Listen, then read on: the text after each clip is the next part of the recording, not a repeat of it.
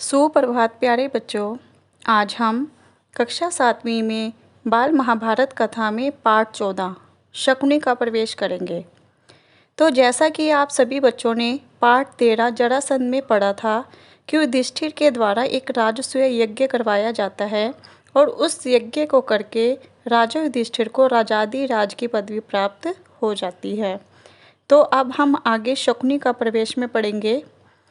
एक दिन युधिष्ठिर ने अपने भाइयों से कहा, भाइयों, युद्ध की संभावना ही मिटा देने के उद्देश्य से मैं यह शपथ लेता हूँ कि आज से 13 बरस तक मैं अपने भाइयों या किसी और बंधु को बुरा भला नहीं कहूँगा। सदा अपने भाई बंधुओं की इच्छा पर ही चलूँगा। मैं ऐसा कुछ नहीं करूँगा जिससे आपस में मनमुटाव होने का डर हो, क्योंकि मनमुटाव के कारण ही झगड़े होते हैं। इसलिए मन से क्रोध को एक बारगी निकाल दूंगा। दुर्योधन और दूसरे कौरवों की बात कभी न टालूंगा, हमेशा उनकी इच्छा अनुसार काम करूंगा। युधिष्ठिर की बातें उनके भाइयों को भी ठीक लगी। वे भी इसी निश्चय पर पहुंचे कि झगड़े फसाद का हमें कारण नहीं बनना चाहिए। उधर युधिष्ठिर चिंतित हो रहे थे कि कहीं कोई लड़ाई झगड़ा न हो जाए, और इधर राजसूय यज्ञ का ठाठ बाट तथा पांडवों की यश समृद्धि का स्मरण ही दुर्योधन के मन को खाए जा रहा था। वह ईर्ष्या की जलन से बेचैन हो रहा था। दुर्योधन ने यह भी देखा कि कितने ही देशों के राजा पांडवों के परम मित्र बने हैं। इस सबके स्मरण मात्र से उसका दुख और भी असह्य हो उठा। पांडवों के सौभाग्य की याद करके उसकी जलन बढ़ने लगती थी। अपने महल के कोने में इसी भांति चिंतित और उदास भाव से वह एक रोज खड़ा हुआ था कि उसे यह भी पता न लगा कि उसके बगल में उसका मामा शकुनी आ खड़ा हुआ है। बेटा, यूं चिंतित और उदास क्यों खड़े हो? कौन सा दुख तुमको सता रहा है? शकुनी ने पूछा। दुर्योधन लंबी सांस लेते हुए बोला, मामा, चारों भाइयों समेत युधिष्ठिर ठाठ बाट से राज कर रहा है। यह सब इन आंखों से देखने पर भी मैं कैसे शोक न करूं? मेरा तो अब जीना ही व्यर्थ मालूम होता है। शकुनी दुर्योधन को सांत्वना देता हुआ बोला, बेटा दुर्योधन, इस तरह मन छोटा क्यों करते हो? आखिर पांडव तुम्हारे भाई ही तो हैं। उनके सौभाग्य पर तुम्हें जलन नहीं होनी चाहिए। न्यायपूर्वक जो राज्य उनको प्राप्त हुआ है उसी का तो उपभोग वे कर रहे हैं। पांडवों ने किसी का कुछ बिगाड़ा नहीं है। जिस पर उनका अधिकार था वही उन्हें मिला है। अपनी शक्ति से प्रयत्न करके यदि उन्होंने अपना राज्य तथा सत्ता बढ़ा ली है तो तुम जी छोटा क्यों करते हो?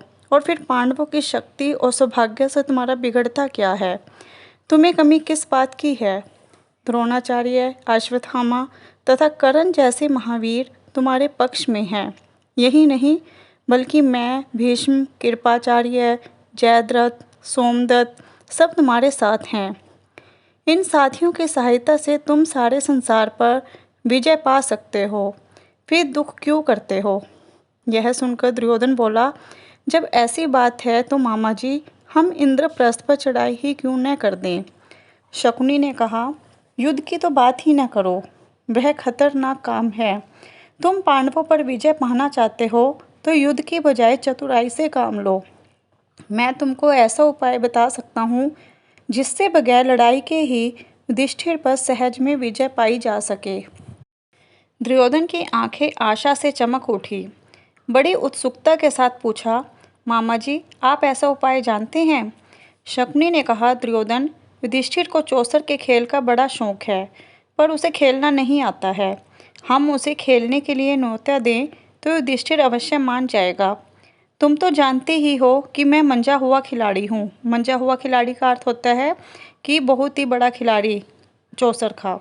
तुम्हारी ओर से मैं खेलूंगा और युधिष्ठिर को हराकर उसका सारा राज्य और ऐश्वर्य बिना युद्ध के आसानी से छीनकर तुम्हारे हवाले कर दूंगा। इसके बाद दुर्योधन और शकुनी धृतराष्ट्र के पास गए। शकुनी ने बात छेड़ी, राजन, देखिए तो आपका बेटा दुर्योधन शोक और चिंता के कारण पीला सा पड़ गया है।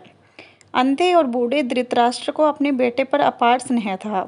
शकुनी की बातों से वह सचमुच बड़े चिंतित हो गए।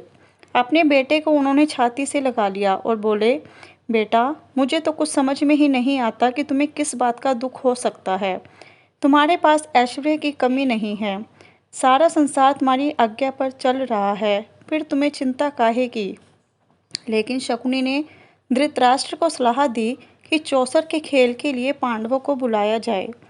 दोनों के इस प्रकार आग्रह करने पर भी धृतराष्ट्र ने तुरंत हाँ नहीं की। वह बोले, मुझे यह उपाय ठीक नहीं जच रहा है। मैं विदुर से भी तो सलाह कर लूँ, वह बड़ा समझदार है। मैं हमेशा से उसका कहा मानता आया हूँ, उससे सलाह कर लेने के बाद ही कुछ तय करना ठीक होगा। पर दुर्योधन को विदुर से सलाह करने की बात पसंद नहीं आई। धृतराष्ट्र बोले, जुए का खेल वैर विरोध की जड़ होता है, इसलिए बेटा मेरी तो यह राय है कि तुम्हारा यह विचार ठीक नहीं है, इसे छोड़ दो। दुर्योधन अपने हाथ पर दृढ़ रहता हुआ बोला, चौसर का खेल कोई हमने तो इजाद किया नहीं है, यह तो हमारे पूर्वजों का ही चलाया हुआ है। दुर्योधन के इस तरह आग्रह करने पर आखिर धृतराष्ट्र ने घुटने टेक दिए। बेटे का आग्रह मानकर धृतराष्ट्र ने चौसर खेलने के लिए अनुमति दे दी और सभा मंडप बनाने की भी आज्ञा दे दी। परंतु विदुर से भी उन्होंने इस बारे में गुपचुप सलाह की। विदुर बोले, राजन, सारे वंश का इससे नाश हो जाएगा। इसके कारण हमारे कुल के लोगों में आपसी मनमुटाव और झगड़े फसाद होंगे। इसकी बारी विपदा हम पर आएगी। धृतराष्ट्र ने कहा, भाई विदुर, मुझे खेल का भय नहीं है, लेकिन हम क्या कर सकते हैं। सो तुम ही युधिष्ठिर के पास जाओ और उसे मेरी तरफ से खेल के लिए न्योता देकर बुला लाओ। अपने बेटे पर उनका असीम स्नेह उनकी कमजोरी थी और यही कारण था कि उन्होंने बेटे की बात मान ली। तो बच्चों, यह पाठ था शकुनी का प्रवेश, कि किस प्रकार से शकुनी ने दुर्योधन के पास प्रवेश किया और किस प्रकार से उन्हें चौसर के खेल में फंसाते हुए युधिष्ठिर को हराने की योजना बनाई। तो बच्चों, आपको यह पाठ अच्छे से समझ में आ गया होगा।